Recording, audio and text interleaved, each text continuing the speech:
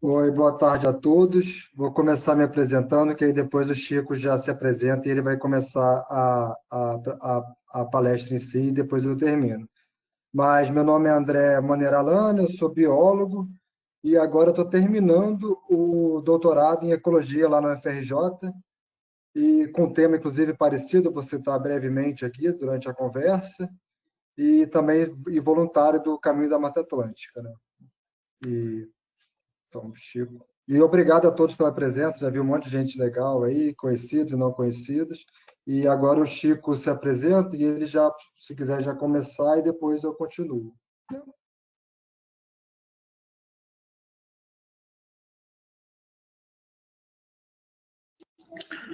Olá a todos.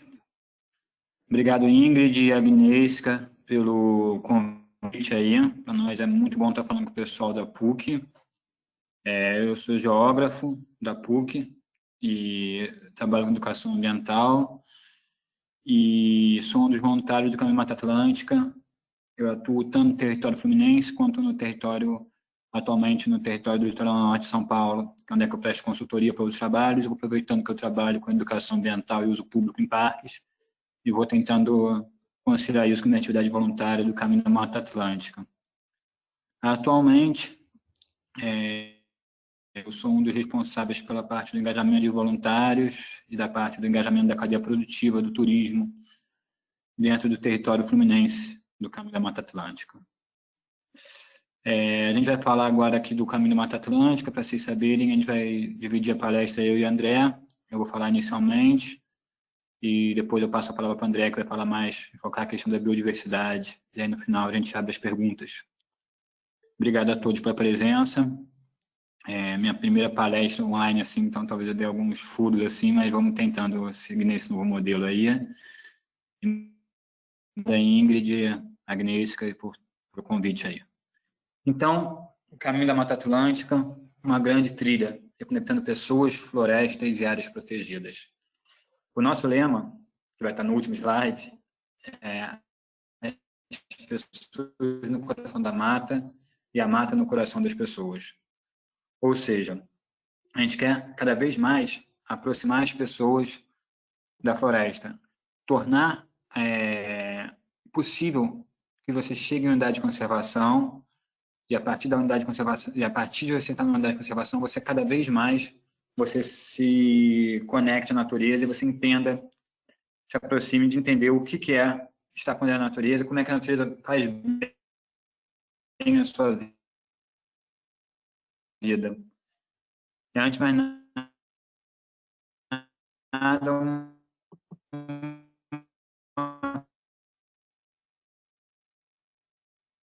Chico,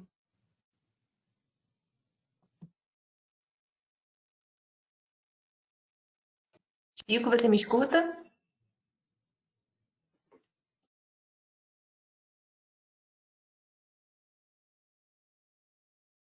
Caiu para mim também. Eu vou mandar mensagem para ele. Uhum. Obrigada, Ingrid. Por nada.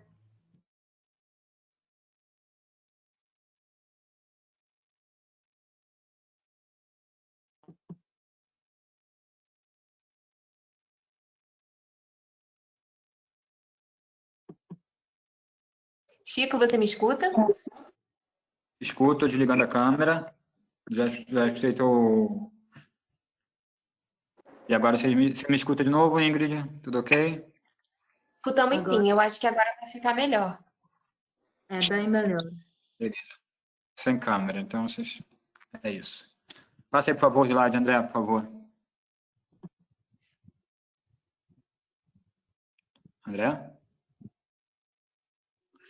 Então, para começando assim, o Caminho da Mata Atlântica, em termos de trilha de longo curso, o Brasil é um país bem atrasado nisso. É um país, acho que em tudo ligado à unidade de conservação, somos um país que está bem atrás do resto do mundo. Então, tanto que a gente tem menos trilha sinalizada que o Líbano, em termos de quilometragem. Isso é um absurdo, né? Então, a gente tem uma inspiração que é a Appalachian Trail, passa aí, por favor, André, que é de 1912, que é considerada a mãe para trilhas de longo curso. Em 1919, na verdade, esse cara aí que está na foto, o Ben Macrae, ele começou a ver que existe a possibilidade de uma ligação pelas montanhas rochosas, pelas montanhas Apalaches, no leste dos Estados Unidos, e que isso poderia ser um instrumento de lazer, turismo e preservação. Então, a parte do trabalho voluntário começou a sinalizar essa trilha e começou a mapear. Hoje em dia existem associações, existem pessoas fazendo essa trilha, uma trilha bem famosa, e é considerada a mãe das trilhas de longo curso no mundo. Por favor, passa aí, André. Aí é a Appalachian Trail, né? O tamanho dela toda na costa leste americana.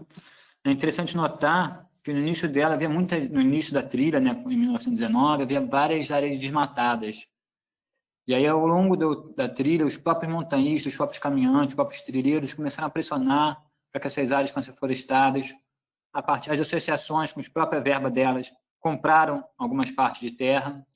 E aí, hoje em dia, animais de grande porte, como o urso, como outros, que não chegavam mais à parte sul da Geórgia, na Springer Mountain, hoje em dia eles já estão chegando, seguindo esse corredor que foi criado através de uma trilha de longo curso.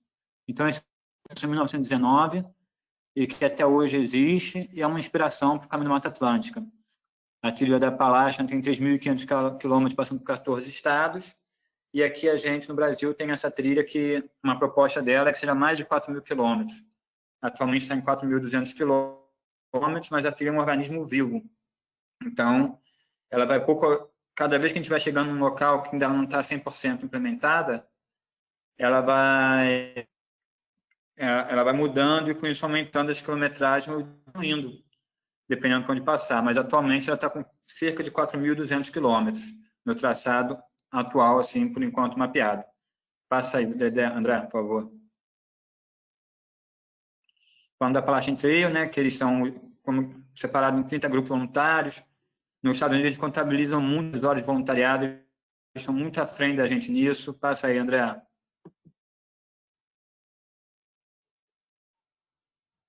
Aquilo que eu falei, eles compraram as terras, eles conectaram áreas protegidas, eles pressionaram o poder público a fazer passagens em cima de autoestradas. Isso foi uma pressão dos próprios voluntários. Passa, por favor, André. Então, a partir dessa inspiração da Appalachian Trail, a gente reparou que a Mata Atlântica é cortada por inúmeras trilhas históricas. Os povos indígenas faziam intercâmbio de aldeias entre eles, os chamados piabirus. Os bandeirantes começaram a usar esses piabirus. Os escravizados também. Se você pensar, a BR-116, a Dutra, Rio-São Paulo, ele é um antigo piabiru. O caminho que a gente utiliza hoje de Paraty para Cunha é um antigo caminho indígena que se tornou o caminho do ouro. Então, são todas essas trilhas que se tornaram estradas, que eram os antigos caminhos. E muitas delas ainda são trilhas hoje em dia. Passa aí, André. Tem o caminho de Mambucaba, no Rio de Janeiro, que faz o caminho da Conceição, o caminho do mar. São trilhas do século XIX, século XVIII, usadas por tropeiros, usadas por bandeirantes, usadas por indígenas, que depois de um tempo foram caindo em desuso, porque acharam-se rotas melhores para trem, para carro, mas hoje em dia podem ser usados por caminhantes. Passa aí, André, por favor.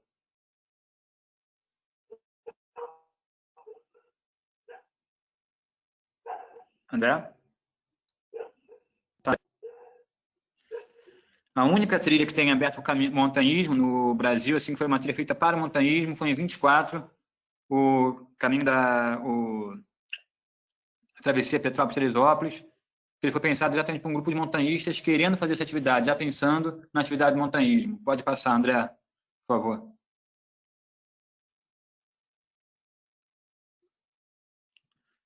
E aí vem até uma parte aí, que é realmente, o que é a Mata Atlântica? A Mata Atlântica é uma das trilhas, uma das florestas mais biodiversas do mundo, que a gente chama de um hotspot de biodiversidade. Ela tem uma faixa de latitude, de altitude muito grande, e uma troca de ecossistemas muito rica, permitindo, assim, uma abundância de biodiversidade, de endemismo muito grande.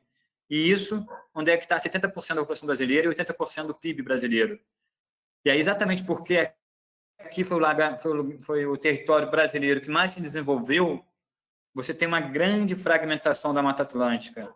Você tem as maiores metrópoles brasileiras que estão no território da Mata Atlântica. O carioca, o paulista, o pessoal de Florianópolis, de Curitiba, tem que saber, você não mora em São Paulo, você mora na Mata Atlântica, a gente tem que começar a botar isso no nosso DNA.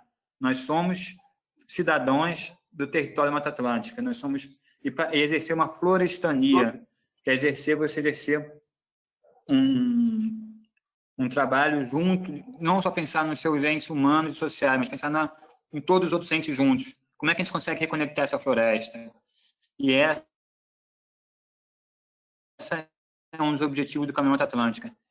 Reconectar parte desses fragmentos, fazendo um grande corredor ecológico, e assim aumentar e fortalecer e proteger cada vez mais esse hotspot de biodiversidade. Passa aí, Dedé, por favor. E aí, está o mapa da nossa trilha, a Appalachian Trail brasileira, né? Vamos dizer assim, temos essa inspiração vindo de lá. Começa no Parque Nacional da Parada da Serra, no Rio Grande do Sul, e acaba no Parque Alto Desengano, ou começa no Desengano e acaba na Parada, depende aí de onde você quiser começar, né? A gente chama de extremo sul, extremo norte, mas na minha cabeça, Chico, eu não sei porque eu sempre venho do sul. A gente passa por Santa Catarina, Paraná, São Paulo, Desengano, são mais de 4.000 quilômetros de trilha, passando por 5 estados brasileiros e conectando mais de 70 unidades de conservação diferentes, das mais diversas possíveis categorias dentro do Sistema Nacional de Unidades de Conservação, que, para quem não conhece, é a lei que rege as unidades de conservação no Brasil, né, o SNUC. Essa ideia foi apresentada primeiramente lá no CBUC de Natal, o Congresso Brasileiro de Unidade de Conservação, em 2012, Caminho da Serra do Mar, o Som de Matriz, 2.000 quilômetros, e teve um artigo publicado também no ECO em setembro de 2014, pensando como é que você consegue conectar a Serra do Mar inteira. Então, inicialmente, o nome da trilha seria Caminhos da Serra do Mar, mas já existia uma trilha com esse nome, então a gente respeitou a trilha local, que é o Caminho da Serra do Mar, do qual compartilhamos leito, e também o Caminho da Mata Atlântica, a gente acha que tem uma chamariz maior, assim, em termos de visibilidade. E ele vai um pouquinho além do Caminho da Serra do Mar como um todo, pegando ali os cânions do sul, pela sua beleza, realmente pela sua lindeza e pela importância ecológica que eles têm, importância turística também que eles têm. Passa, por favor, André. Pode passar. Então, a missão, a gente fala reconectar pessoas, florestas e áreas protegidas. Então, a gente quer cada vez mais engajar a sociedade brasileira na conservação e recuperação da Mata Atlântica. E cada vez mais eles venham fazer atividades ao ar livre. Cada vez mais essas áreas naturais se conectem ao longo desses 4.000 quilômetros de trilha, desenvolvimento econômico e a valorização do patrimônio. Ou seja, que as pessoas cada vez mais entendam qual a importância da unidade de conservação, qual é a importância de você ter pessoas engajadas na preservação, de você ter o fortalecimento político e econômico, institucional, de ferramentas de proteção da biodiversidade. Então, quanto mais voluntário a gente estiver engajado, quanto mais pessoas visitando unidade de conservação, entendendo o que são unidades de conservação, entendendo a importância delas, e curtindo, e relaxando, pegando uma cachoeira, pegando um mirante, pegando um pôr do sol, fazendo um programa com os amigos, cada vez mais vai ter mais carinho, uma aproximação afetiva mesmo com a Mata Atlântica e cada vez mais vontade de preservar. Então, você tem um desafio, que são 4.000 quilômetros de trilha, se você for fazer ela de cabo a rabo, assim, uma média de 15 km por dia, que é mais ou menos aí de 15 a 20 km por dia, que você vai fazer ela em 7 meses e meio. Claro, é um ano sabático. Muito difícil alguém fazer isso de uma vez só. Mas é um desafio, uma parte, fazer outra. E calma aí, o Parque Nacional de Tijuca faz parte do Caminho Mata Atlântica. O Parque Nacional de São Joaquim também faz parte do Caminho Mata Atlântica. Então, vou começar a entender quais estão lá e vou começar a entender a conexão desse ecossistema e porque é importante preservar todas elas enquanto um sistema que está tudo interligado. Uma aproximação afetiva das pessoas que vem através desse contato e mostrando aos governos que é possível, sim, ganhar dinheiro com preservação na natureza. O turismo, os serviços ambientais, eles podem vir de uma trilha de longo curso, uma conexão em áreas que não são unidades de conservação, estratégias de paisagem sustentável, elas podem se mostrar que é muito rentável você ligar a preservação da natureza a ferramentas econômicas. Passa, Dedé, por favor. Passa aí, André. Então, a construção altamente coletiva e participativa, a gente trabalha criando núcleos voluntários, né? A gente tem 11 trechos do Caminho Mata Atlântica. Então, a gente começou as articulações em 2014, e a gente sempre faz encontros gerais e regionais. O que é isso? A gente está dividido, a gente tem a comissão fluminense, do qual eu e o André fazemos parte, nós temos a comissão paulista, nós temos a comissão paranaense e a gaúcha catarinense, que é uma só, pelo tamanho que o trilha passa em... Então, esses encontros vão pensar a trilha, vão pensar em estratégias, vão pensar as articulações estaduais necessárias para a implementação do caminho nesse território.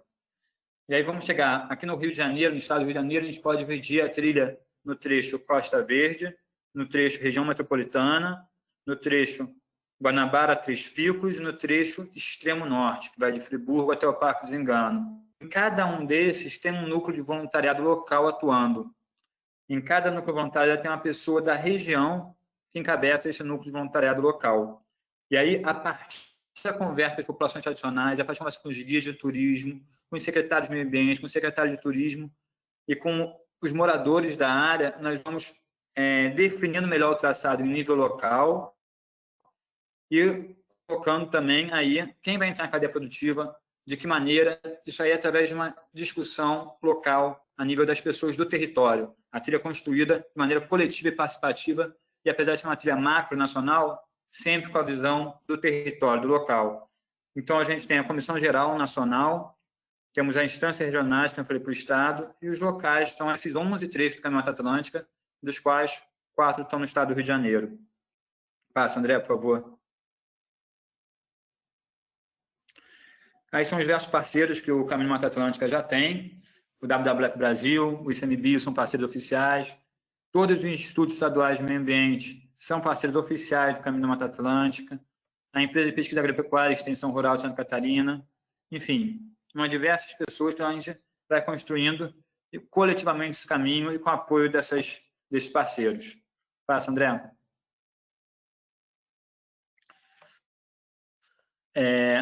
Mas agora é uma trilha de 4.000 quilômetros.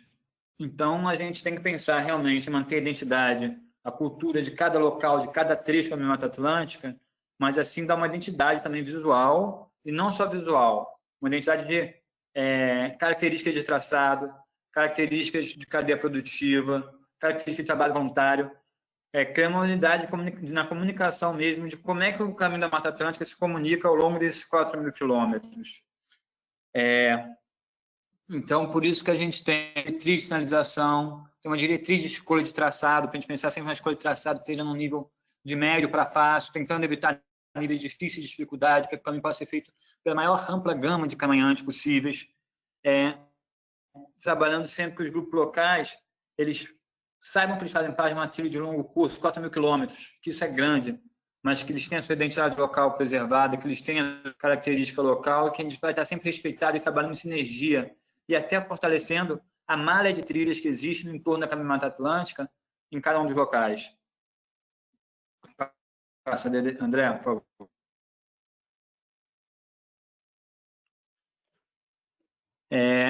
Os princípios que a gente chama, o que a gente vai levar em conta quando a gente vai implementar a trilha de longo curso do Caminho Mata Atlântica?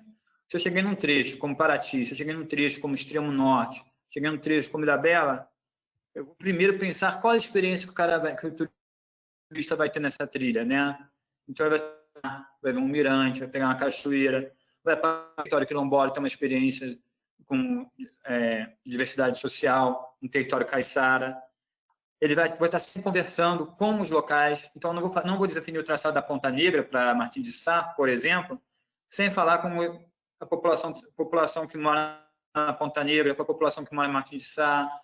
A gente chegou em Lumiar e tinha uma proposta de traçado. Falou, nosso traçado vai sair daqui e vem até Pedra Aguda. Os guias locais falam, Chico, para nós é melhor descer para o Sano. E do Sano a gente subir por algum caminho para Trajano. Aí eu falei, beleza, não conheço, como é que a gente faz? E a partir da orientação dos guias locais, o traçado mudou de caminho. Então, e com isso a gente entrou mais no município, entrou mais cadeia produtiva, entrou mais atrativo, através da construção com os locais, com os parceiros locais. É isso que a gente chama de governança participativa, esse debate o tempo todo acontecendo, não tem uma pessoa ali que em cima que vai dar aquela coordenada geral, aquela mando geral, tem aquela coordenada, é claro, mas é a partir do diálogo que a questão é construída. A gente vai sinalizar quando necessário, considerando as categorias de manejo de trilhas e a diversidade de opções de sinalização. Uma trilha de 4.000 km compartilha o leito com diversas outras trilhas. Então, quando chegarmos numa trilha, por exemplo, como a Transcarioca, no Rio de Janeiro, nós não vamos sinalizar sem conversar com o Mosaico Carioca de Áreas Protegidas, sem conversar com o movimento de Transcarioca. Por quê? O Mosaico Carioca de Áreas Protegidas é quem gera essa iniciativa. E tem já um grupo de voluntariado muito forte, que é o movimento de Transcarioca, que gera essa trilha, que foi a primeira trilha de longo curso implementada e sinalizada no Brasil. Então, a gente só vai sinalizar aqui depois que chegarmos em acordos para como será a sinalização feita. A mesma coisa no caminho da Serra do Mar. Em outras trilhas que se compartilham leito, vamos pensar sempre como é que é essa sinalização. E também pensar como é que essa trilha vai conectar fragmento da Mata Atlântica. Esses são os princípios a se implementar essa mega trilha de 4.000 quilômetros. Passa, por favor, André. E aqui também os 4 componentes aí que a gente fala, que a trilha é baseada nesses 4 pilares, né? O primeiro componente é a trilha em si, né, o caminho da Mata Atlântica. O segundo componente é o engajamento voluntário, a força de todo mundo junto, né, os voluntários em ação para esse sonho. O terceiro componente é a cadeia produtiva, ou seja, os operadores de turismo, seja ele hotel, restaurante, pessoa que vai fazer o transfer de material, de pessoas, pousadas, hotéis, campings. E, por fim, o componente 4, que é a biodiversidade, que é pensar realmente na trilha do caminho Mata Atlântica como um grande corredor de biodiversidade, uma grande opção de defesa da Mata Atlântica. Passa, por favor, André. Como a gente falou, o componente 1, a trilha, né, principal, caminho da Mata Atlântica, implementar uma trilha de longo curso ao longo da Serra do Mar, conectando trilhas já existentes, sim. Em outros, a gente vai pensando como fazer a conexão. Locais são mais difíceis, por exemplo, conectar o Parque Nacional da Serra dos Órgãos ao Parque Estadual de Três Picos. Da Pedra do Elefante para frente, não tem nenhuma trilha aberta. Mas quando você chega no Vale do Verde, já tem uma trilha bem aberta pelos montanhistas, que vai até Lumiar, bem usada já. Então, como é que será essa conexão? Conversando com as pessoas locais, conversando com os parques, conversando com os moradores, conversando com os secretários, tudo isso. E aí, pensar sempre em fortalecer essas áreas naturais protegidas a partir do engajamento voluntário, que vai fortalecer o serviço deles. Passa, por favor, André. Aí são os 5 estados que passamos, né? Alguns dos locais em que passamos nesses estados, né? Os cânions do Rio Grande do Sul, a trilha Transcarioca, no Rio de Janeiro, em que a gente compartilha leito, aí vendo o visual do Miranda da Proa, em São Paulo, Paraná, Santa Catarina, lugares lindos que vale a pena conhecer. Pode passar, André. Pode passar, por favor. O componente 2, engajamento voluntário, que é um projeto, mega projeto. Se não tiver a força do voluntariado, a gente não vai conseguir implementar ele. Então, a gente está vendo aqui dois voluntários fazendo a sinalização rústica num trecho de Mata Atlântica, num trecho de Paraty. E a ideia é que cada vez mais voluntários auxiliem em todos os componentes do caminho, como já é feito, né? O caminho é 100% feito por voluntários, né? Então, tem pessoas engajadas só no componente 4, só no componente 3, e o componente 2 e 1 se misturando aí. Por favor, passe, André.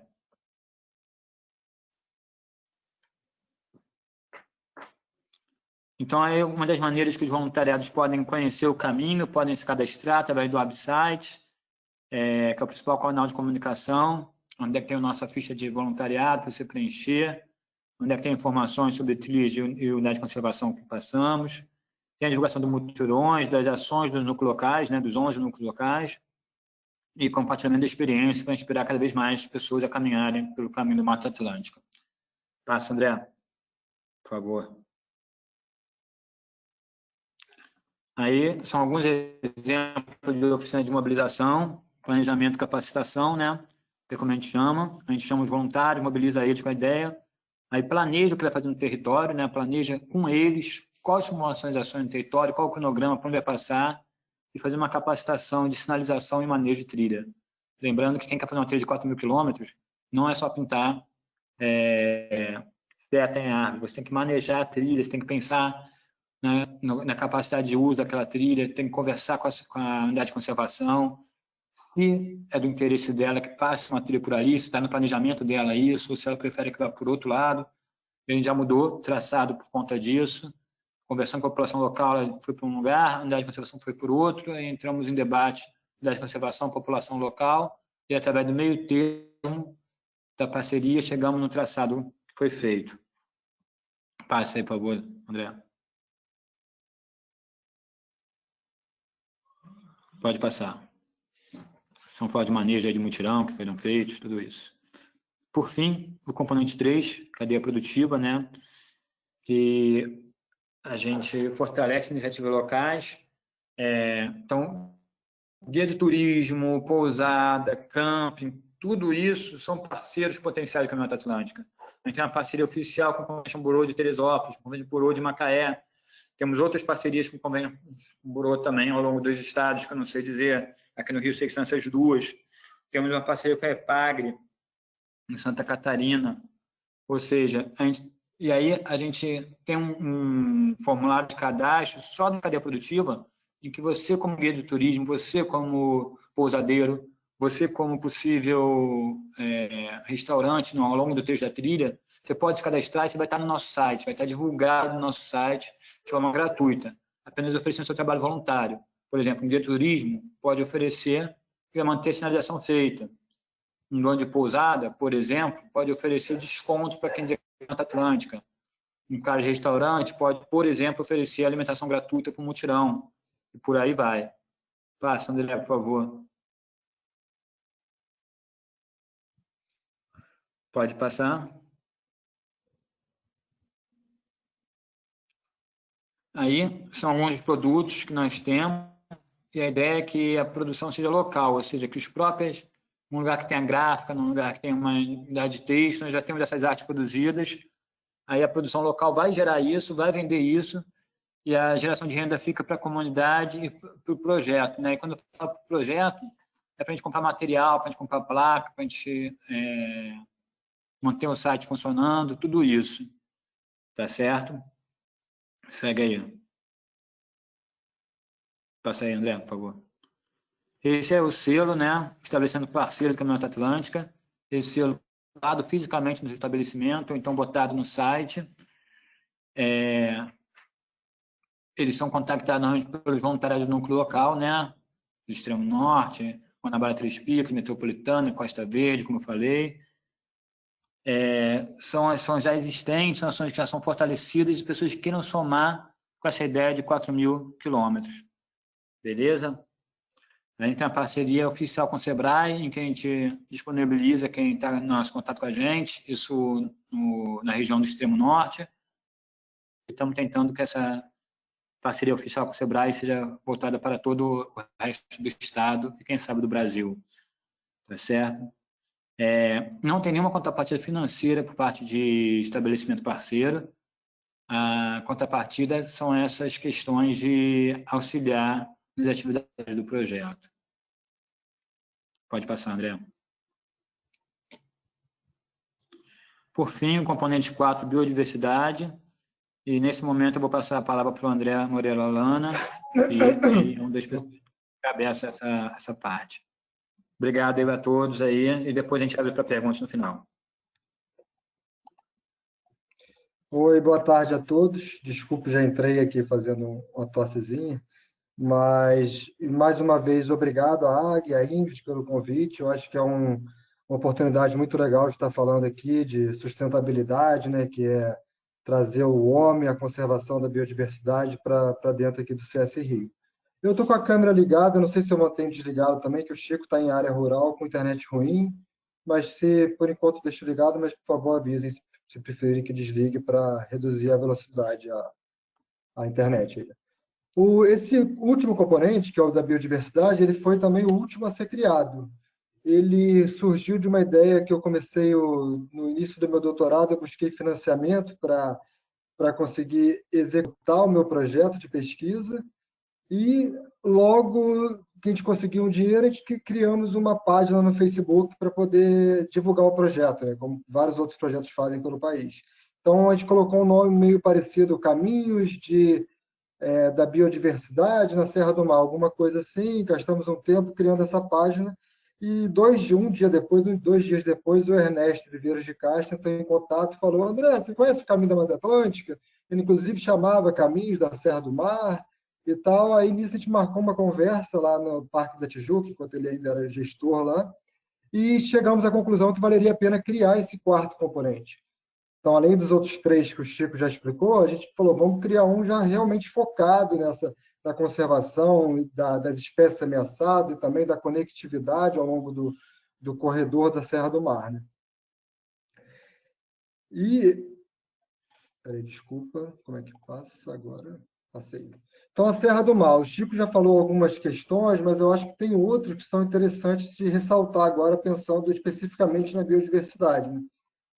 Na Serra do Mar é onde estão, primeiro, a Mata Atlântica, já é onde é a floresta tropical do mundo com maior variação latitudinal. Então, ela pega desde lá do Nordeste até o Sul, até a Argentina, né? Então, você tem uma variação latitudinal enorme. Só que ela foi extremamente fragmentada, desmatada, né? Então, sobrou menos de 30% dela, o que a caracterizou como aquele hotspot de biodiversidade, que o Chico também já explicou. Então, o que caracteriza esse hotspot? É ter uma alta diversidade, com alto endemismo, ou seja, espécies que só ocorrem aqui, e também com alto impacto antrópico do ser humano, que já tem destruído mais de 70% dela, que é o caso da Mata Atlântica. Então, que ela foi extremamente fragmentada nesses artigos de Rezende, ou mesmo de Miltinho, viram que mais de 80% dos fragmentos têm menos que 50 hectares. Isso é muito pouco, são 50 campos de futebol. Então, é mais ou menos o que vocês estão vendo nessas outras regiões aí, fora desse traçado, que é o caminho da Mata Atlântica em si. Então, aqui que é onde restaram os maiores fragmentos de Mata Atlântica. Então, ela acaba, em algumas questões, se tornando o ponto quente dentro do hotspot de biodiversidade. Então, é o ponto quente para a conservação de algumas espécies especialmente, né? Porque as áreas fragmentadas também são importantes para a conservação da biodiversidade, está mais do que provado, mas algumas espécies, como aquela anterior, que é a onça-pintada, a anta e o queixado e tantas outras, precisam de grandes áreas. A gente vai conversar mais sobre elas, mas essas espécies precisam de grandes áreas. E aonde sobraram grandes áreas da Mata Atlântica inteira é justamente aqui, especialmente no litoral de São Paulo, mas ao longo de todo o corredor da Serra do Mar. Isso aqui é toda a cadeia de montanhas da Serra do Mar, né? E ele tem mais alguma característica interessante, que ele é um corredor norte-sul.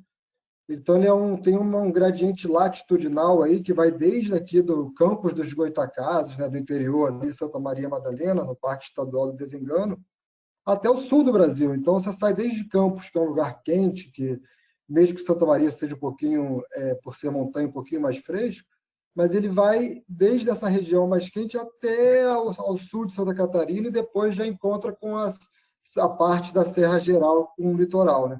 Então, a gente já tem um gradiente latitudinal interessantíssimo, né?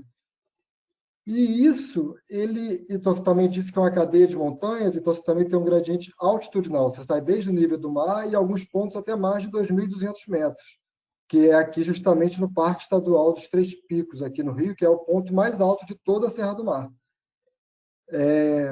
Então, essas características a tornam assim, uma estratégica em termos de mitigação aos efeitos das mudanças climáticas globais, né? Então, se nessa região, por exemplo, todas essas mudanças for aquecer, você ter um corredor norte-sul e a linda altitudinal da montanha, você traz possibilidades para as espécies conseguirem se movimentar na paisagem, né? Não está um local fragmentado que ela chega no momento, encontra uma estrada, encontra uma dutra, encontra um pasto. Muitas vezes ela encontra, mas um dos nossos objetivos aqui é que ela encontre o caminho para poder andar mesmo, né? A espécie ao longo desse corredor. E a Serra do Mar, assim, a história...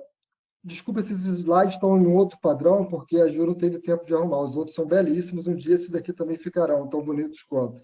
Mas o que eu tentei simbolizar com essas questõezinhas meio vermelhinhas aqui é tipo ilustrar umas possíveis perdas de... Possíveis não, onde realmente tem perdas de conectividade. Não é só aí, mas é só dando uma ilustração. Então, enquanto em São Paulo a gente tem essa maravilha que é o Parque Estadual da Serra do Mar, com vários núcleos, com áreas enormes, e a gente tem quase todas as peças do quebra-cabeça, né? Tem a onça-pintada, tem a anta, a jacutinga, o queixada, o muriqui. Porém, a gente vai vindo para o Rio, seguindo ao norte, também ao sul, nas extremidades, mas especialmente aqui ao norte, no Rio, desde a Bocaina, a gente começa a perder algumas dessas pecinhas do quebra-cabeça que são super estratégicas. Por exemplo, a onça-pintada está restrita a São Paulo, o queixada está extinto em quase todo o Rio de Janeiro, só sobrou aqui na reserva biológica do Tinguá, basicamente. A anta também está extinta há mais de 100 anos no Rio. Agora estamos com um projeto da equipe do Refauna tentando reintroduzir aqui na região da Régua e dos Três Picos. Mas essas espécies também, além dessas iniciativas para reintrodução, a gente precisa pensar em iniciativas que elas possam voltar, né? Porque mesmo que o queixada ele tem um pouco de dificuldade de seguir um corredor, porque especialmente usar as passagens construídas pelos humanos, seja embaixo de rodovia, principalmente, que é um bicho que não enxerga muito bem, então ele geralmente não usa essas passagens, então talvez para essa espécie poder voltar a ocorrer aqui no Rio, tem que fazer reintroduções, como as antas estão sendo feitas agora, que é uma espécie de certa forma conflituosa. No Cerrado a gente está tendo muito conflito com plantações de soja com os queixadas, mas a onça-pintada, por exemplo, que ainda não ocorre, com o tempo ela vai acabar aparecendo por aqui, da mesma forma que já de vez em quando surge uma ou outra, surge aquela lá em Juiz de Fora, meio inexplicada, mas daqui a pouco vai aparecer uma onça-pintada no Tinguá, vai aparecer uma na Serra dos Órgãos, é quase certo isso, porque ela vai conseguir atravessar uma Dutra da vida e vai chegar. E quando ela chegar, vai ter o que comer?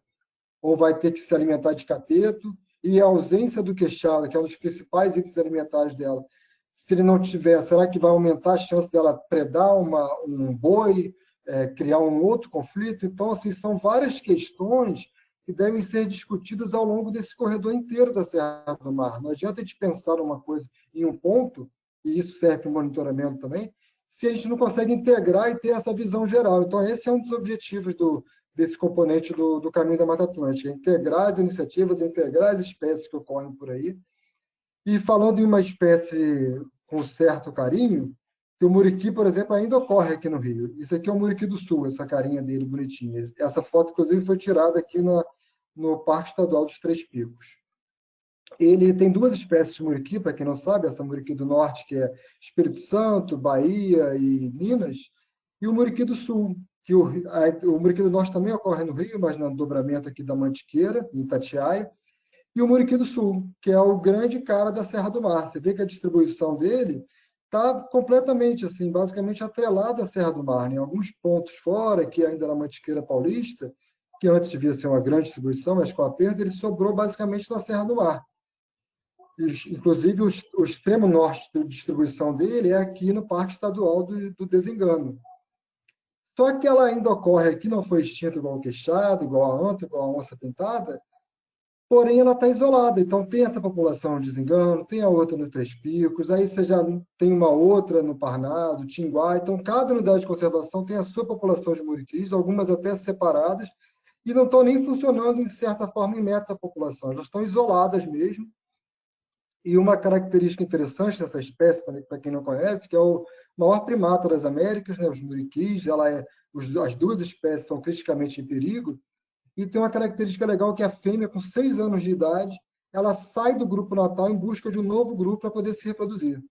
Então, se na área tiver só um grupo e ela tiver uma estrada para chegar no outro grupo, um pasto, ela vai ter que se expor a isso, ou às vezes fica isolada no canto e não se reproduz. Então, por isso é tão importante você tentar deixar conectado o corredor entre essas populações. E é uma espécie assim excepcional em outras questões, pensando também em turismo. Ela é também chamada de hippies da floresta, que elas não são nada agressivas de forma geral, assim, não tem uma dominância de macho sobre fêmea, nem fêmea sobre macho, eles são igualitários, não tem quando a fêmea está no período reprodutivo, ela casala com vários machos, às vezes em sequência, sem nenhum problema, são quase parecidos com os bonobos lá da África, e se abraçam muito, eles têm assim todas essas características que são, acho que faltam tanto no século XXI, né? Esse lado mais de amizade, de baixa agressividade e tal. Então, ela acaba, por ser grande, o ser humano gosta de ver bicho grande, né? Por que vai para a África? Porque gosta de ver o hipopótamo grande, gosta de ver o elefante, a girafa.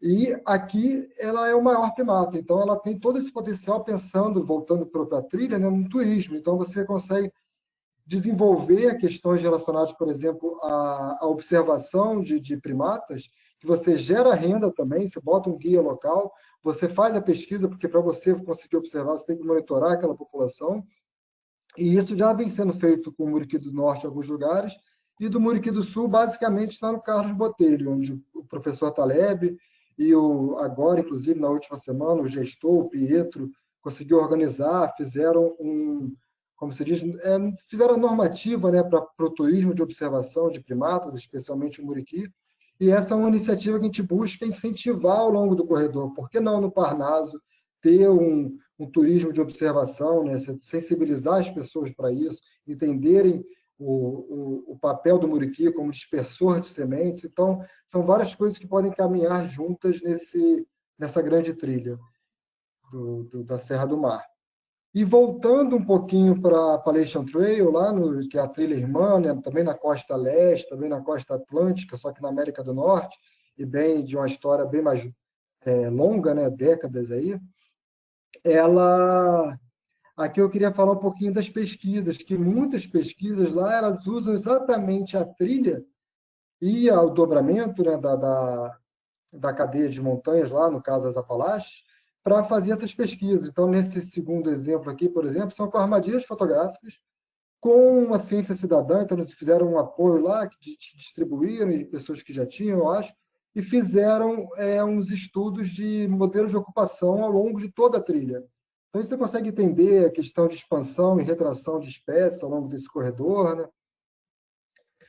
E aqui no Rio, a gente, por exemplo, acabou de começar um pouco um projetinho desse, que com o apoio da WWF e do Laboratório de Vertebrados, do UFRJ, com as câmeras do professor Marquinhos Vinícius, ele e o estagiário Eduardo Fonseca, a gente começou a colocar em alguns pontos, a gente selecionou alguns pontos, por exemplo, onde o Chico estava falando ali, depois de Lumiar, na travessia da Serra Queimada, é um ponto que a gente colocou algumas armadilhas. Então, a gente também, dando uma olhada assim, longitudinal ao longo desse corredor, a gente está tentando entender quais espécies ocorrem tanto nas unidades de conservação, mas também, especialmente, no meio delas, vendo se existe uma expansão ou retração da distribuição dessas espécies. Será que algum dia quando a queixada, né, começar a expandir, será que daqui a pouco ela vai estar na Serra das Estrelas, quando a gente conseguir expandir o monitoramento mais ao sul? E além dessas aqui, a gente também colocou outras câmeras no controle, mais em Além Paraíba, em Juiz de Fora, para conseguir ter um monitoramento a longo prazo disso, não só local, né, no tempo, mas também no espaço, para conseguir entender como ela vai estar, como essas espécies vão estar distribuídas e expandindo. Alguém perguntou se tem o KMZ disponível, sim. A gente pode compartilhar, eu acho que no próprio site consegue baixar, mas tem disponível. Um xará meu acabou de perguntar.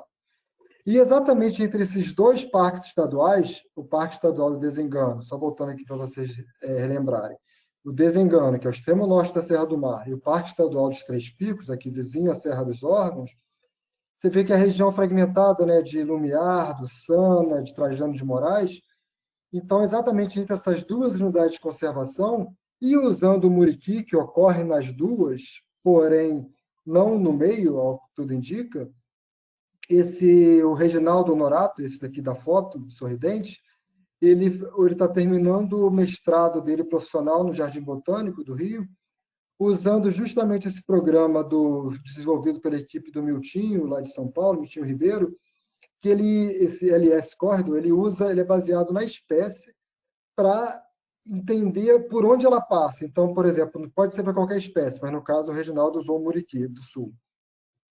Então, baseado na capacidade de deslocamento dele, que vai gerar uma...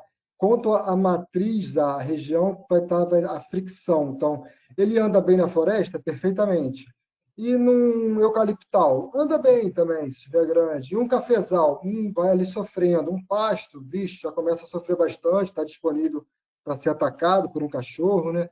E em água? Água não, ele não nada. Então, aí, a partir daí, você cria uma matriz de fricção, seja de 0 a 100, por exemplo, e você fala para o programa, tal tipo de matriz é X, tal é Y, e você pega essa região que você quer entre um e outro, o alvo e a fonte e o alvo, fala o que tem aqui no meio, então tem um pasto, tem um cafezal, tem uma pedra, e depois de falar tudo que tem, você roda. E ele faz várias simulações, isso é muito legal, ele não dá uma rota só, como vocês podem ver no slide. Então, por exemplo, a chegada ao desengano, ele tem, de certa forma, nesse modelo, que o Red também está terminando o mestrado, daqui a pouco ele vai apresentar, fazer a live dele, vai explicar melhor. Mas aqui, por exemplo, a chegada ao desengano tem algumas opções. Para quem é da região, ela pode seguir lá por trás da linha férrea, ou ali um pouco abaixo, antes de Santa Maria Madalena, ou mais abaixo ainda, entrando no desengano por baixo. Então, aqui você tem, de certa forma, 3 opções. Mas mais no meio, você pode ver que tá o caminho para passar é aqui.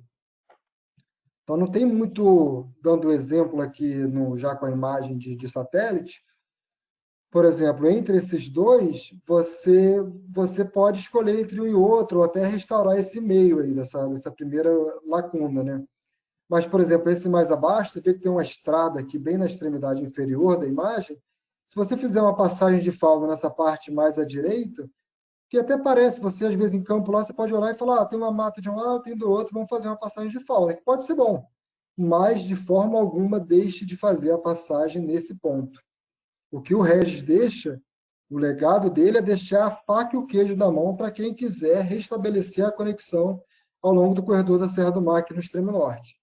Então, você seja uma ONG, seja o próprio proprietário rural, né? Às vezes a pessoa aqui está interessada em restaurar e não tem a opção de ser em um lugar ou em outro. Ou o órgão ambiental, ou uma ONG está interessada. Então, aqui já está a faca e o queijo para você conseguir dar inteligência, dar efetividade a essa restauração ao longo do corredor. E aqui eu queria conversar um pouquinho sobre essas estruturas lineares.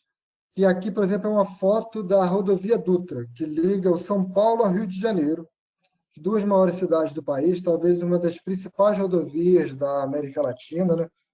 E ela está aí, essa é um pouco na região da Serra do Mar, tem a passagem da rodovia em si, de pista dupla, temos a passagem, não sei se vocês estão conseguindo observar, mas tem linhas de alta transmissão, como é que se diz? De alta tensão aqui em cima, e linhas menores de energia mais locais. Então, você tem um somatório além da fragmentação mesmo. Você vê a perda de árvore. Tem um pouco de floresta, mas falta bastante, né? Então, você tem aí essas estruturas lineares. E o trabalho do RES vem para isso, para poder ajudar essas concessionárias ou quem tiver interesse, mesmo universidade, né, quer fazer um trabalho para poder entender como estão, onde colocar passagens de fauna, se vão ser efetivas ou não. Porque hoje em dia, inclusive, tem umas passagens de fauna muito baratas, com cabos de aço e tal, você consegue resolver o problema de algumas espécies. Então, você tendo esse trabalho do RES casado com a boa vontade de diversos tomadores de decisão, a gente consegue reduzir, porque atualmente no Rio, a Dutra, a BR-040, que vai para Petrópolis, ou mesmo a 116, que sobe para Teresópolis, a gente não tem muitas ações, muitas passagens de fauna, basicamente aérea a gente não tem. Aí tem algumas galerias que funcionam, tem algumas coisas que podem ali, ou mesmo túneis da 040, especialmente, né, que podem estar funcionando como passagem de fauna, mas não tem nada. E essas 3 rodovias, não só elas, mas também a RJ-116 para Friburgo, e essas 3 rodovias federais, especificamente, eu gostaria de ressaltar aqui, que estão vencendo o contrato agora. Então, eu acho que esse é o momento de a gente conseguir conversar com o tomador de decisão, apesar de todas as dificuldades que a gente está passando nacionalmente, né, em termos de meio ambiente, mas é um momento, ao longo aí dos nos próximos 30 anos não haverão outros momentos tão bons quanto esse para se conversar isso e tentar inserir essas condicionantes, né, de passagem de fauna, até de restauração em alguns lugares, no contrato de concessão dessas rodovias. Inclusive, a conversa atual da Dutra é que pegue também a Rio Santos, então, encurralando a Serra do Mar pelos dois lados, e que eu vejo como uma grande oportunidade, apesar das dificuldades atuais, como uma grande oportunidade de sentar com essas pessoas, explicar e ver que não é um negócio super complicado. Eu já trabalhei, por exemplo, no Espírito Santo. Se você for tentar conectar a região serrana ao Caparaó, é um trabalho hercúleo. Aqui, de certa forma, tem as suas dificuldades, mas você está ali, já tem um dobramento, já tem uma bastante cobertura florestal, e está faltando só um pouquinho de boa vontade política, às vezes até de enxergar isso, né? De falta de conversar, a gente, enquanto academia, enquanto ONGs, conversar com esse outro pessoal, com os engenheiros, com os tomadores de decisão, para realmente implementar isso, né?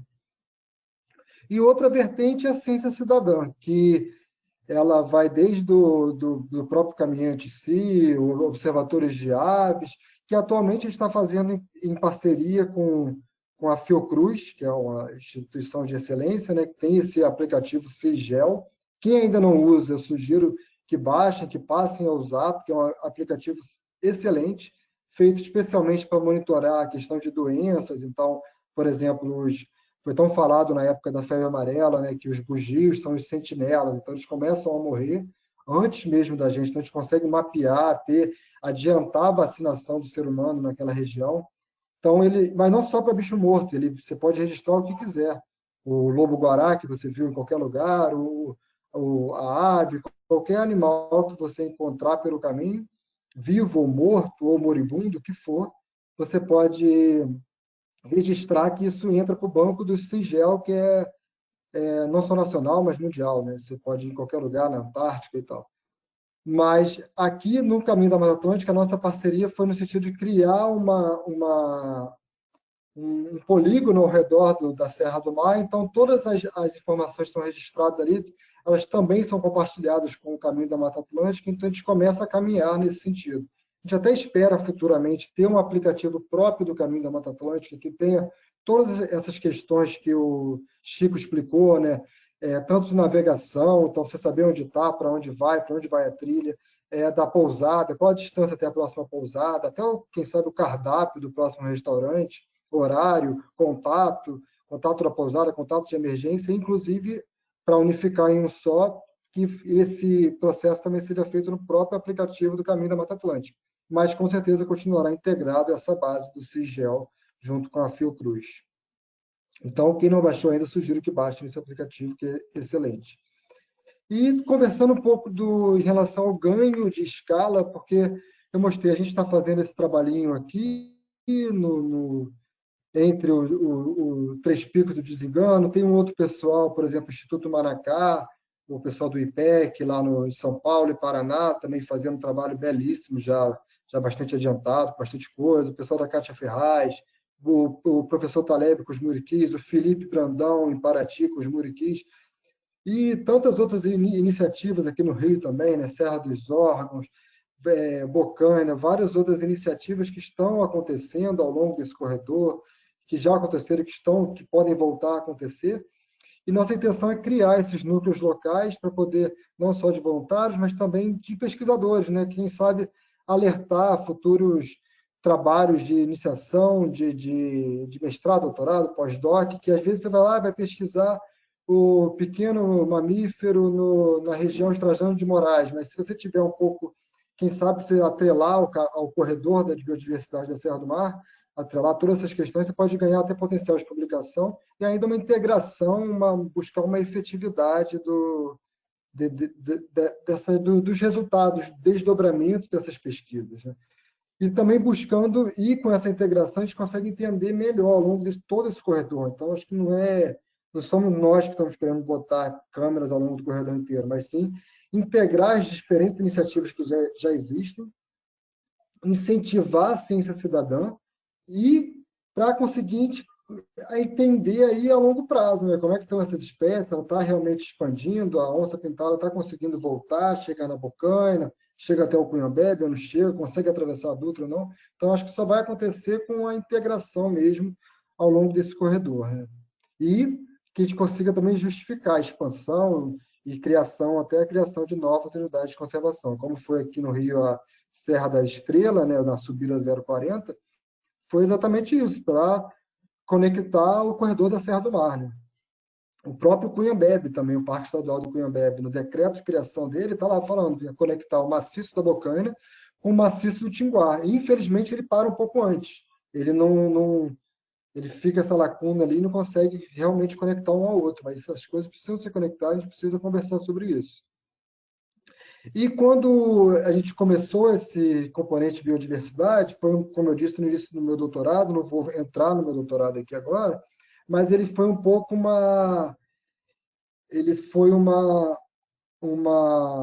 só um minutinho que eu acho que deixa eu ver se eu consigo compartilhar com vocês tá conseguindo ver o filme? Aí esse vídeo a gente criou logo no início, ele tem um sonzinho clássico, mas tem as legendas, mas como a gente não conseguiu botar na apresentação, a gente já testou antes com a Ingrid, ele é bem curtinho, mas tem algumas imagens legais mas contando, isso aqui são imagens de drone aqui do Parque Estadual dos Três Picos, com muriquis andando, se movimentando na floresta.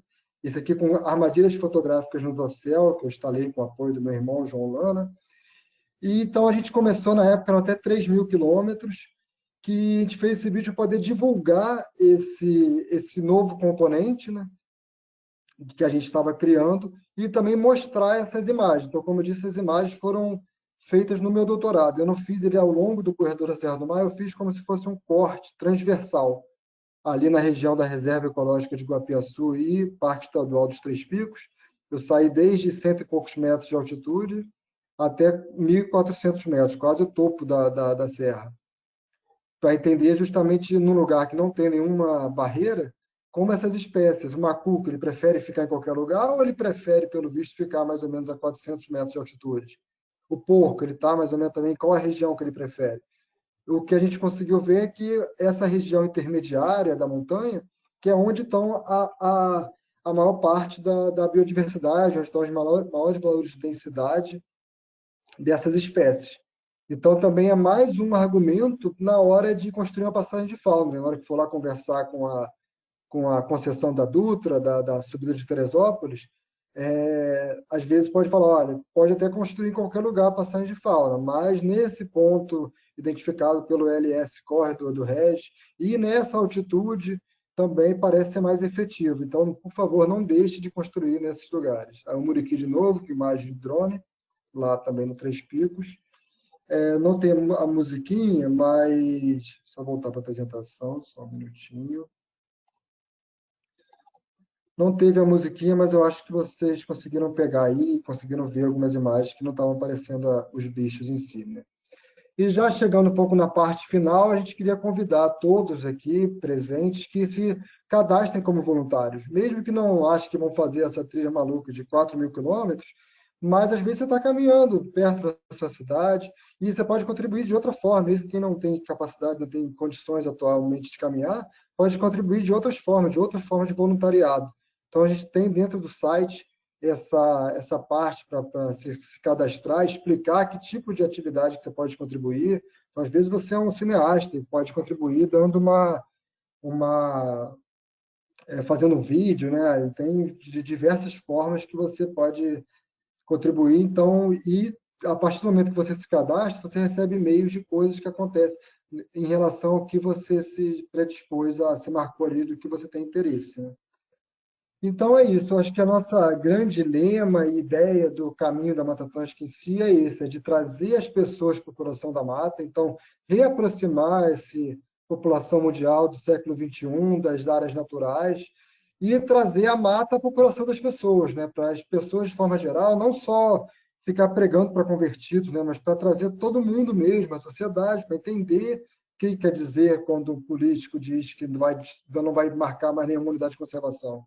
Às vezes as pessoas precisam entender que eu caminhei no trecho X lá, mesmo que seja uma partezinha lá no extremo norte, mas eu caminhei no caminho da Mata Atlântica, ou em qualquer outra trilha, né, no caminho dos Veadeiros, tantas outras.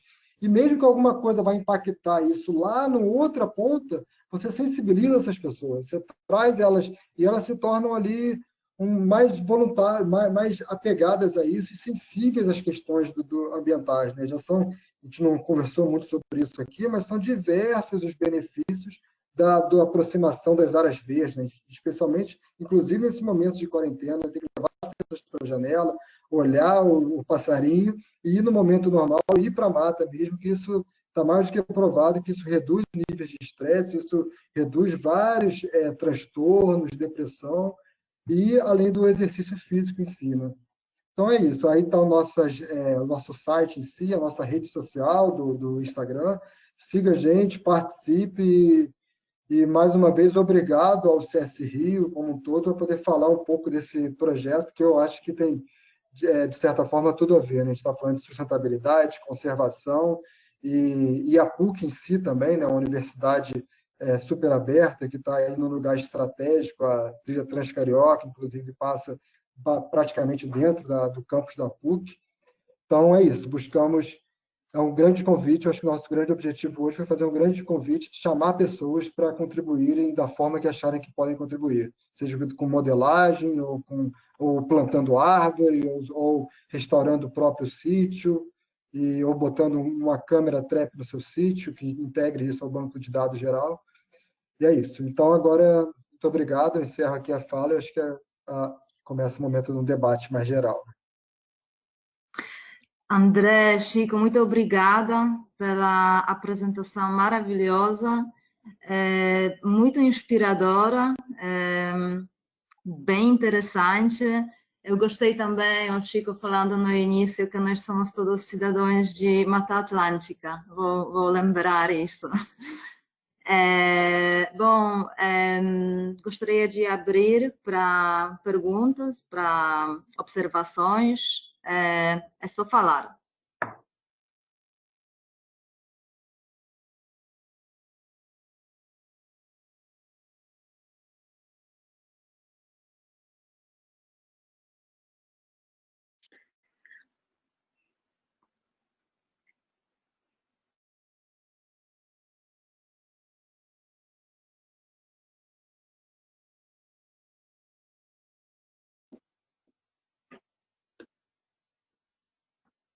Desculpa, gente, eu expliquei um monte de coisa aqui, estava mudo. O aplicativo é esse aqui, o Sigel. Até queria colocar um QR Code para a pessoa já conseguir ir para o site, mas é fácil de encontrar.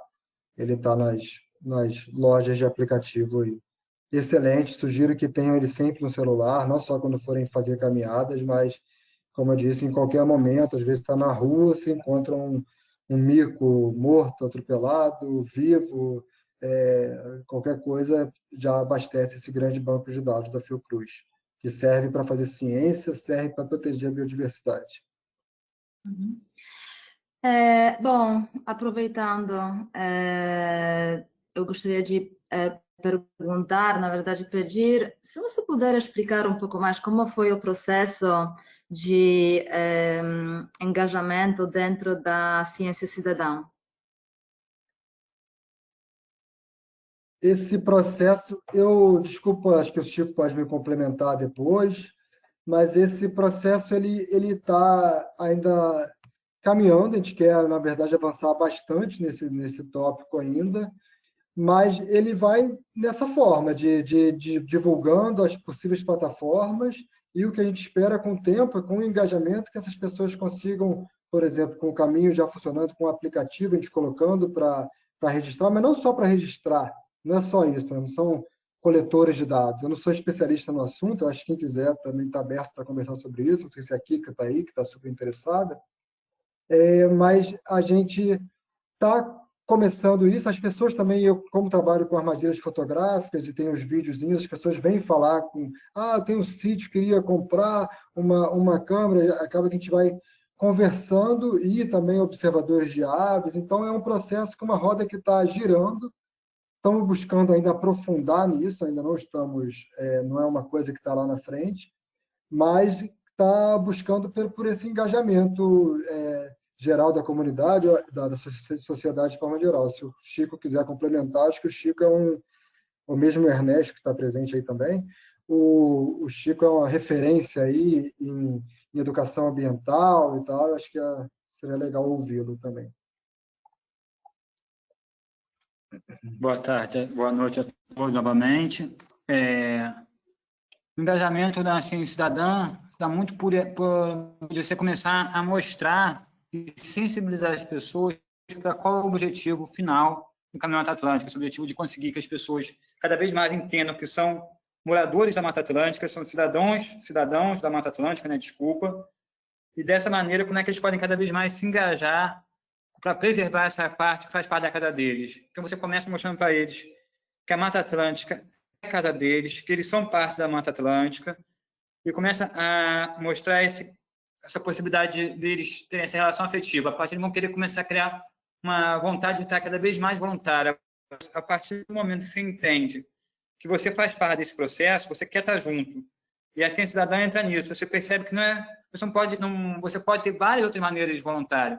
E quando você pode ajudar numa parte dessa, acaba atraindo exatamente por essa questão da gente gostar cada vez mais de estar juntos e entender os animais. A gente fala muito da mata e fala pouco dos animais. Os animais são bichos carismáticos. Não é à toa que temos aí o mico-leão dourado como um objeto símbolo da Mata Atlântica. As pessoas gostando cada vez mais dos bichinhos. Então você vai sensibilizando as pessoas cada vez mais através do contato com a natureza e mostrando a elas qual a importância desse trabalho, qual a importância da trilha de longo curso da economia como um todo para a conservação do hotspot da Mata Atlântica. E a partir elas vão entrando, se engajando e cada vez mais tendo mais amor pelo que fazem e mais vão estar junto. Eu acho que o trabalho do voluntariado é exatamente você conseguir deixar bem claro o objetivo final e a importância de cada um dentro desse quebra-cabeça que é montar essa trilha de 4.000 quilômetros. Ok, obrigada. Alguém mais gostaria de perguntar ou fazer alguma observação? Eu tenho uma pergunta.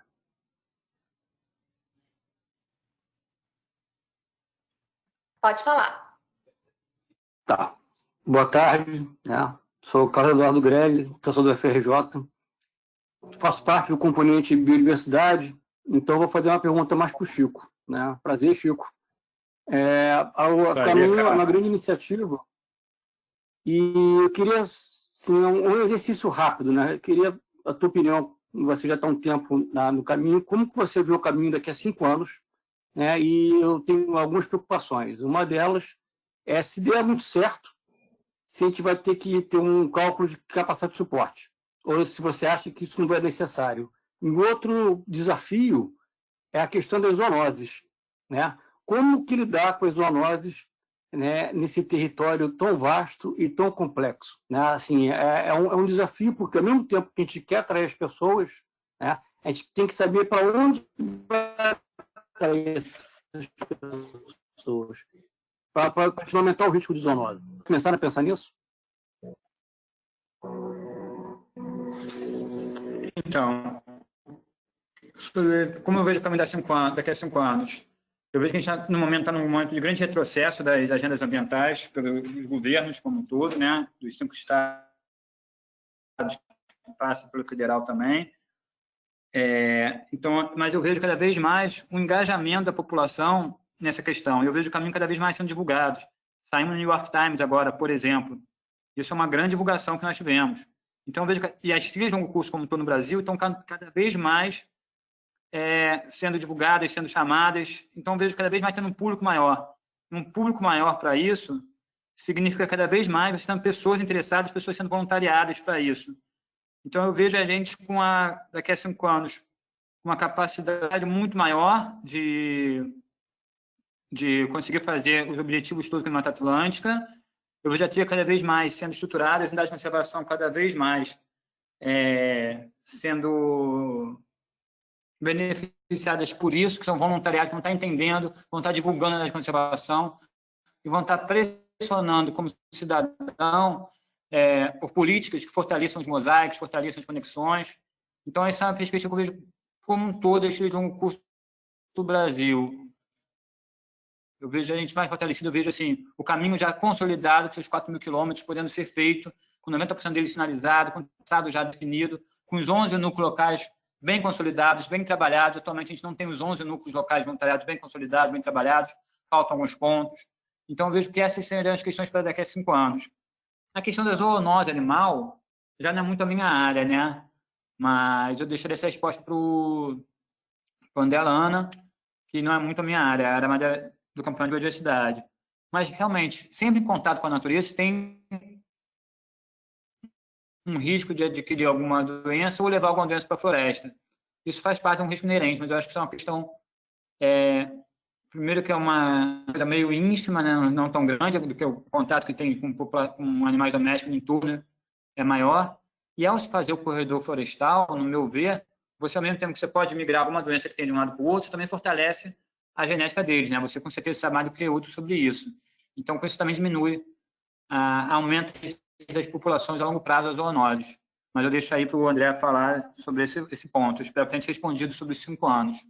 E eu vejo mais 5 anos, eu vejo com bastante otimismo, aí mesmo com os retrocessos governamentais, que eu vejo cada vez mais sendo falado, sendo discutido e sendo utilizado esse longo curso ao longo do Brasil como um todo. Obrigado, Chico. Agora, e você acha que vai ter que ter algum limite? Não, eu sou muito contra essa questão do número mágico da capacidade de carga. Eu acho que sim.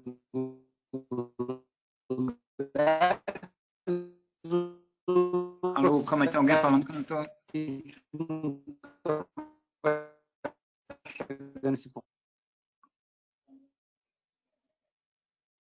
Carlos, a última parte aí saiu bem picotada, não consigo entender. Mas eu ia falar que eu não acredito na capacidade de carga, eu não acredito nesse número mágico que a partir de X pessoas tenha isso. Eu acredito em um ordenamento territorial, isso vai ser feito por Estado, né, pelas INEA, Fundação Florestal, por cada órgão estadual, pelos planos de manejo do parque, pelos gestores, em que vão se administrando as áreas de caminho como um todo. Então, sim, algumas áreas, como eu vou citar a travessia Petrópolis-Teresópolis, ela já necessita atualmente de estratégias para diminuição do número de pessoas na alta montanha quando está na temporada de montanha. Talvez travessia da Joatinga, na época do verão, também precise disso já no momento atual. Mas são pontos específicos que isso vai ser debatendo com o núcleo local em cada um desses pontos específicos. Se pensar em outros locais que a Mata Atlântica, são locais bem desconhecidos, que não tem um turismo forte. Então, não tem como falar nessa capacidade de carga nos próximos 5 anos. Tem, sim, em pontos locais em que, atualmente, eu, Chico, já vejo como necessário pensar em estratégias para diminuição do fluxo de turismo, então, ordenamento maior do fluxo de turismo nas épocas de alta temporada desses locais. Ok, respondeu. Obrigado.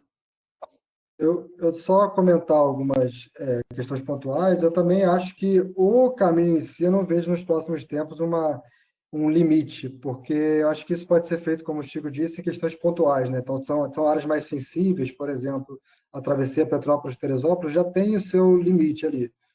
Mas também surgiu esse limite porque provavelmente foi quando começou a ter muita gente andando lá e começou a prejudicar.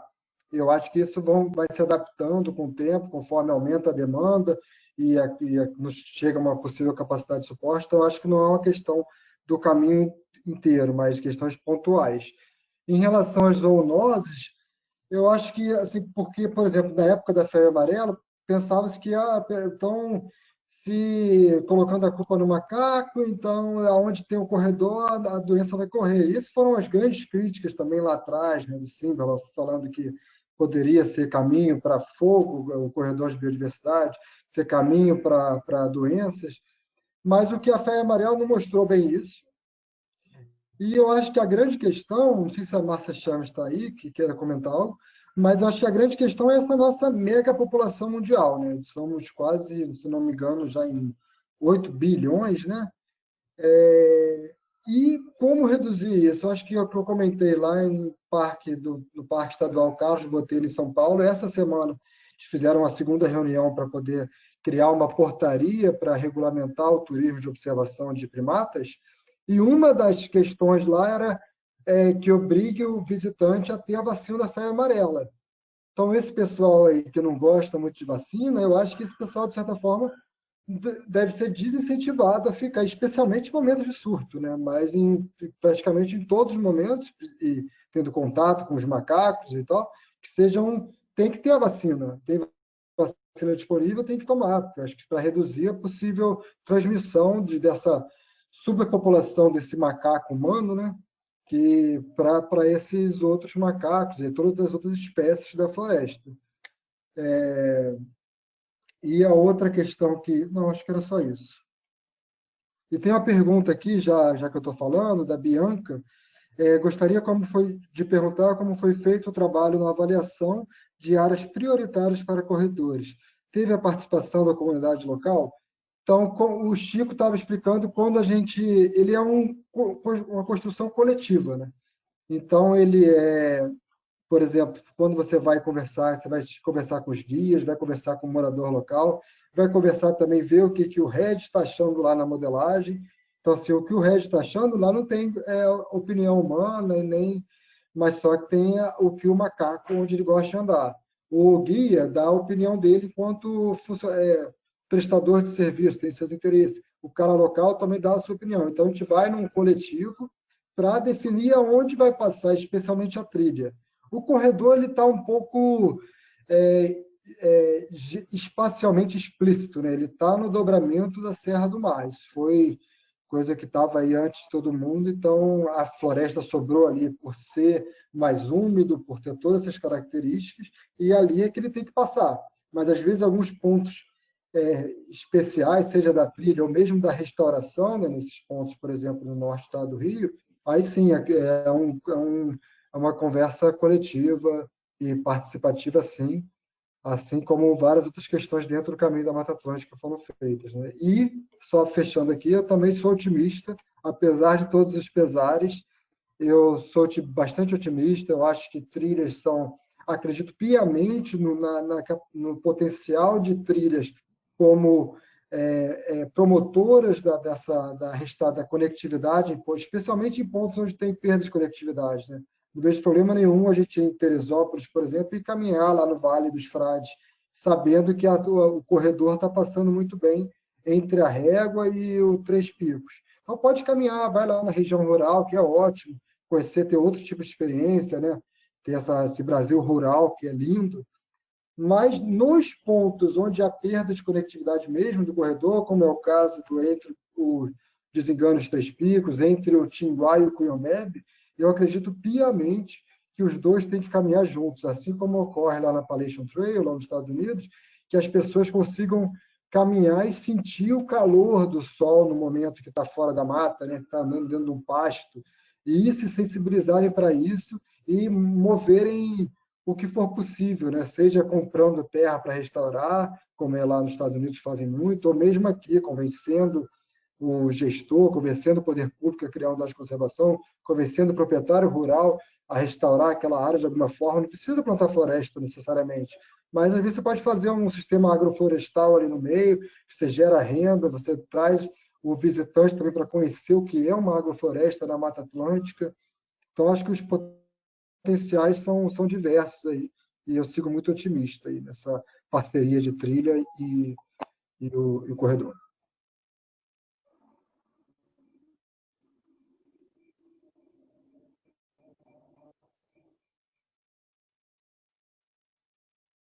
Ingrid, você quis falar alguma coisa?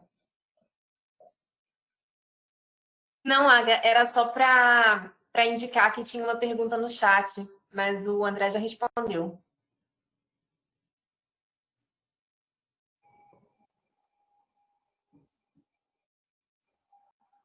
Enquanto ninguém está falando nada, eu queria comentar mais uma questão, então, que eu também acredito piamente nessa construção coletiva dessas trilhas de longo curso. Não só o Caminho da Mata Atlântica, felizmente no Brasil estão surgindo várias iniciativas, e eu acho que tem essa construção que tem que unir todo mundo, desde do produtor rural do lugar, ao cientista lá na universidade, então seja na universidade pública, na PUC, onde for, a pessoa um pouco mais prática dentro de uma ONG, ou também dentro do governo, né, da Secretaria de Meio Ambiente ou de Turismo, para conseguir ter essa colaboração, cada um conseguir na sua área, na sua especificidade, mas que não seja só uma coisa ou de ONG ou de guias. Eu acho que essa diversidade que consegue trazer realmente benefícios para ter um corredor de biodiversidade, uma trilha e uma coisa mais ampla aí acontecendo. Muito obrigada, André. Concordo com você. De novo, eu acho que essa última apresentação desse semestre foi muito inspiradora. Eu não sei se tem alguém mais que gostaria de contribuir. Olá, boa tarde. Olá. Eu queria parabenizar aos integrantes do projeto, porque é um projeto muito grande. Vocês conseguiram já muitas parcerias com vários organismos, tanto governamentais como ONGs, e agora talvez o próximo passo, como vocês comentaram, é o engajamento mais social, participativo. Então, minha pergunta é se vocês consideram que o desafio seria para aumentar essa situação, para que ele chegue a mais pessoas, talvez seria questões de orçamento, de questões de comunicação, de difusão do projeto na mídia. Não sei se vocês têm visualizado essas possibilidades.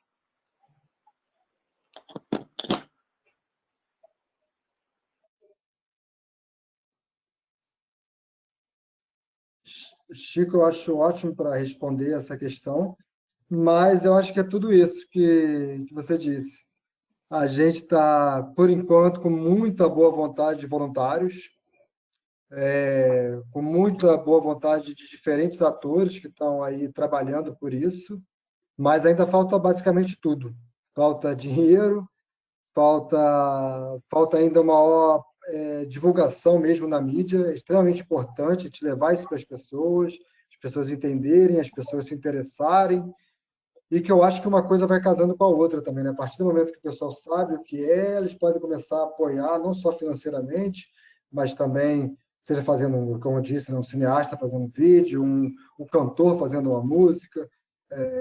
Eu acho que são várias possíveis frentes, ou mesmo o proprietário rural. Então, assim, eu acho que são os vários desafios para conseguir ganhar escala nessa grande trilha, e assim como em todas as outras, eu acho, pelo país e pelo mundo. Por enquanto, acho que é muita gente que acredita no que faz e tocando em frente. Por isso que eu acho que tem que chamar, é um grande convite aqui a todos para contribuírem. Mas Chico, eu acho que pode falar melhor ainda aí sobre essas questões.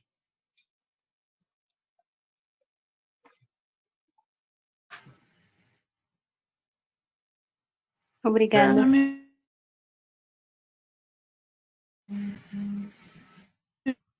Eu queria comentar.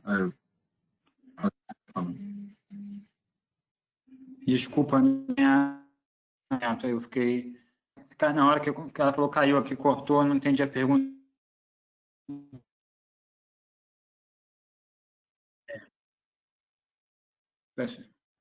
Internetzinha assim não caiu na hora de falar. Eu posso comentar, é o Ernesto falando. Aqui bem ruim.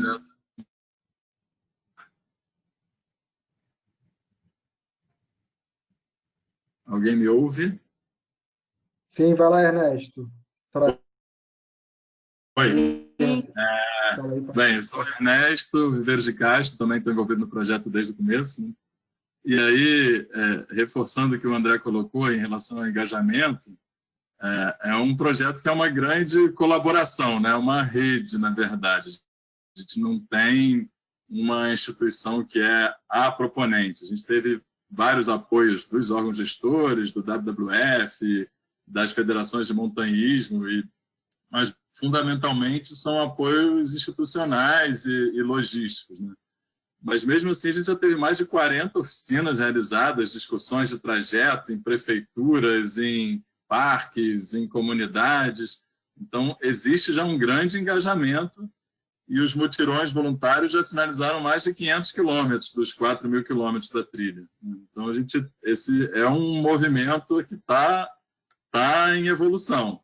Agora, fatalmente, para a gente conseguir os resultados mais nessa linha de conectividade, de restauração de áreas, isso a gente já está, ou de monitoramento em grande escala, a gente já está falando de um esforço que depende, sim, de recursos maiores, né? Mas eu acho que essa grande rede é o primeiro passo para a gente almejar fazer uma coisa realmente participativa, multi-institucional, multidisciplinar, né? Agora, realmente, é conseguir parcerias que aportem os recursos necessários para dar andamento.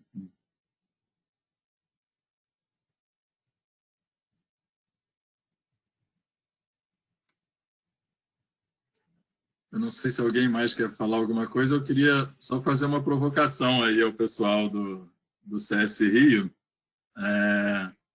Bem, eu estou no momento, eu sou servidor do ICMBio, eu estou envolvido no projeto desde o começo, mas no momento eu estou afastado para fazer doutorado na Universidade da Flórida, justamente com a contribuição das trilhas de longo curso para a conservação.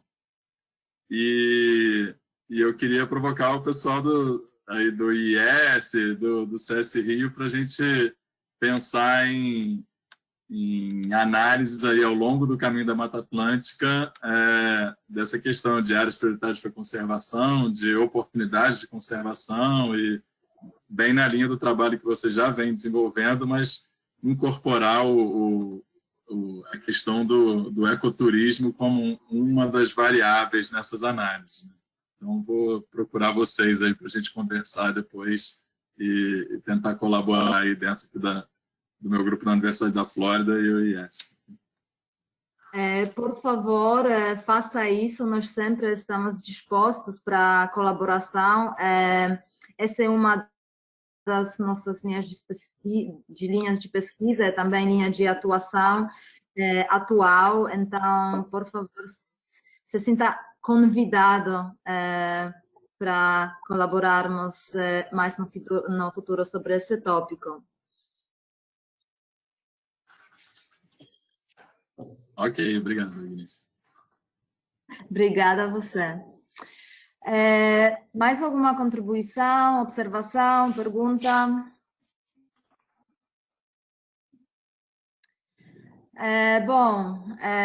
Se não, eu gostaria de agradecer mais uma vez pela apresentação, pelo aceito do convite. É grande prazer fechar esse semestre, esse ciclo do seminário